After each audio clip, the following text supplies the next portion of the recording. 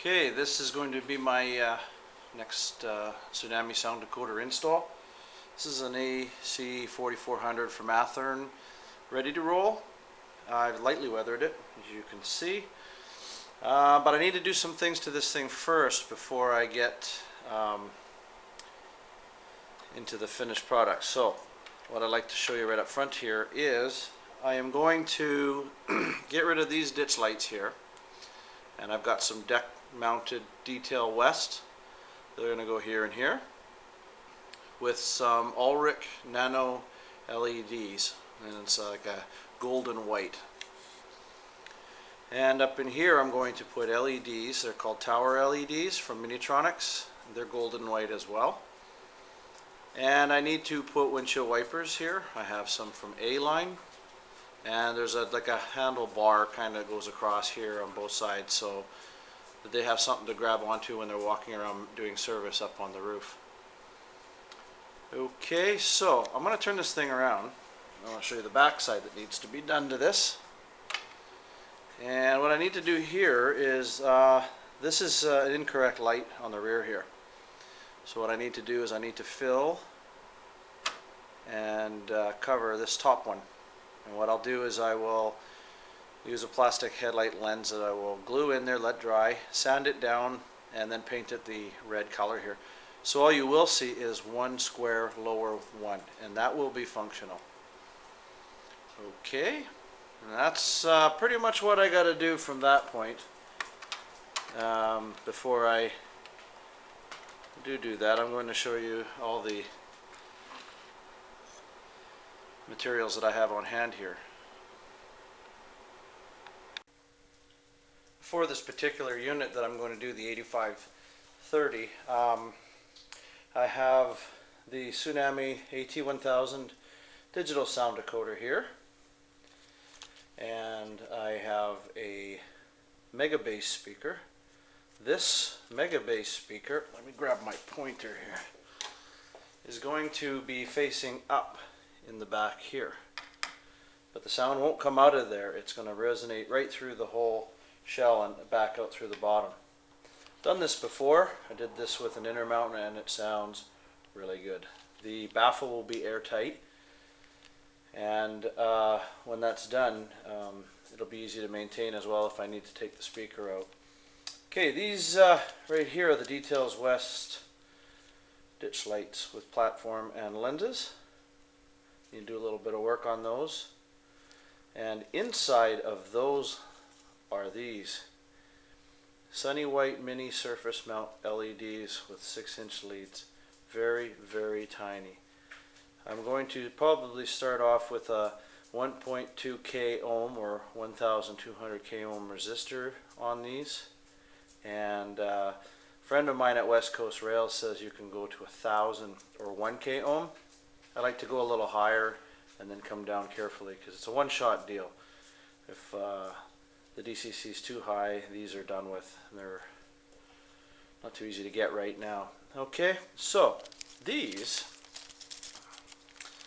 you see them in the camera, these are the tower LEDs, and they're kind of T-shaped, and they're clear with a bit of a yellow glow.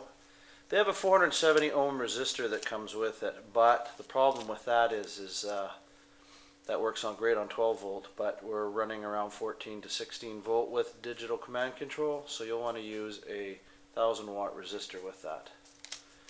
Alrighty, these are MU cables that I need to put on this unit, and these are my A-Line windshield wipers, which have to go on this unit.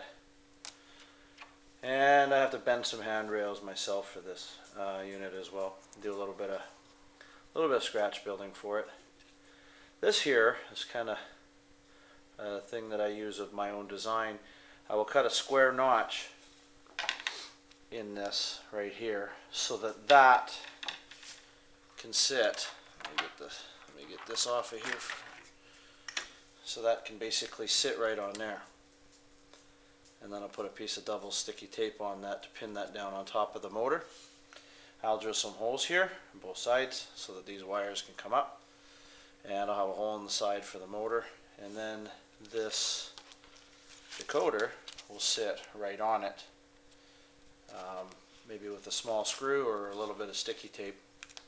What it does is it keeps the wiring and everything off the flywheels, motor compartment, and keeps it nice and tidy. So that's pretty much where I'm at right now. I will be using Katie number 58 scale couplers. In order to clear the snowplow on the front of this unit, I need to use a 158, I believe, and it's a longer coupler, longer shank. And for that will be enough to clear the trip pin, so I can use this as a trailing unit as well. This is the first time I've ever done an install like this. I've a lot of times used the Miniatronics light bulbs, but this time I plan to go with the LEDs as per West Coast Rail's suggestion. He's going to help me along with this if there's any questions or anything else that I need to know. And anyway, so what I'm going to do is my next video I will have probably either pictures, or I'll do like some step videos just to show the work in progress. And then the last video I probably would like to do, or part 3, I would like to have it on the programming track, so I can show you how to program in braking, momentum, acceleration, deceleration, back EMF, things like that I'll do with my Decoder Pro. It's kind of something that everybody has been asking for me to do, and yeah, I think I'm gonna put on quite the show here for you guys, I guess. Okay, so stay tuned for the next one.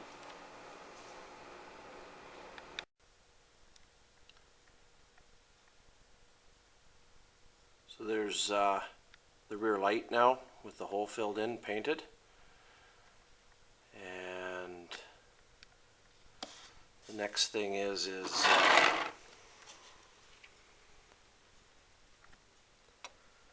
the shelf for the decoder that's put on here now. You can't see also what I've done is I pulled the motor out and put a strip of tape down under the motor. Even though this is DCC ready, it might not be DCC friendly. If the motor tips and touches the frame, now it'll hit a strip of tape instead of the bare metal that's underneath, and it could cause damage to the decoder. So it's a little extra, I think, you know, for safety anyways. Don't want to have to buy a new decoder.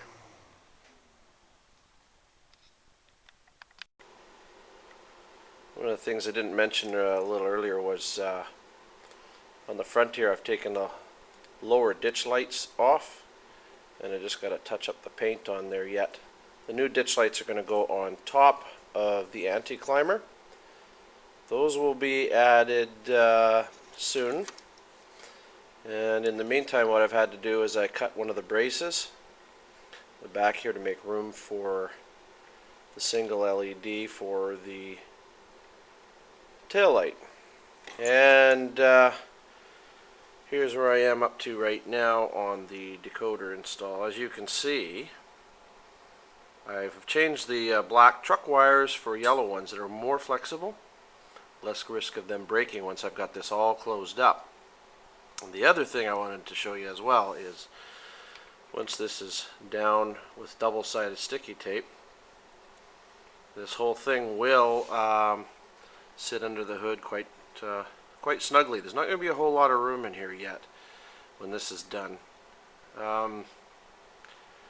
I'll show you the next progress with the lighting and the speaker and everything before I close it up. So here's where I am at right now, and we'll see you in a bit. Okay, welcome back. Here's where I am right now. I have, I don't know if you can hardly see it.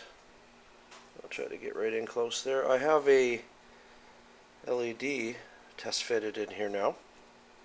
As you can see, there's the single lens. And that is a really neat sunny white LED. It's going to go down below that bracket. I need the space in there for the speaker. What I also did was I took off the the whole cab and the front handrails. And reason being for that is I need to mount the ditch lights, so I need room to work. And the cab itself is right here. I've drilled the holes for the two sunny white LEDs in the nose, the headlight.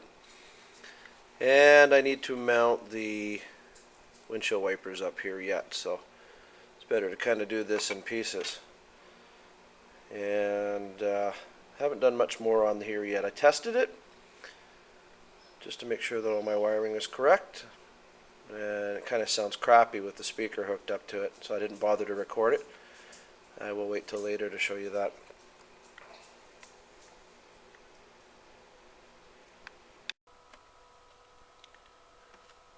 So I finished making the LED headlights. I've got a test kind of thing set up here. I don't know how well it's going to come out on the camera, but inside I have made a dual LED group with some shrink tubing and the resistors.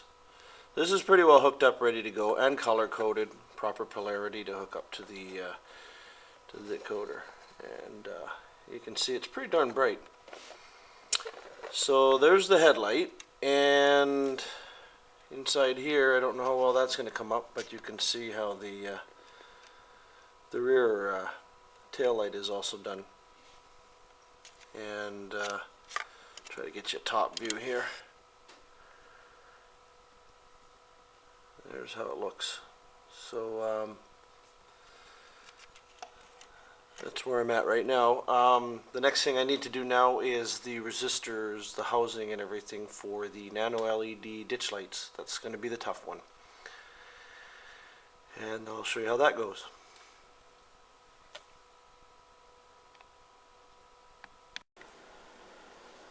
Okay, at this point now I've got the cab ready to go. As far as the lighting is concerned, I need to still do the windshield wipers.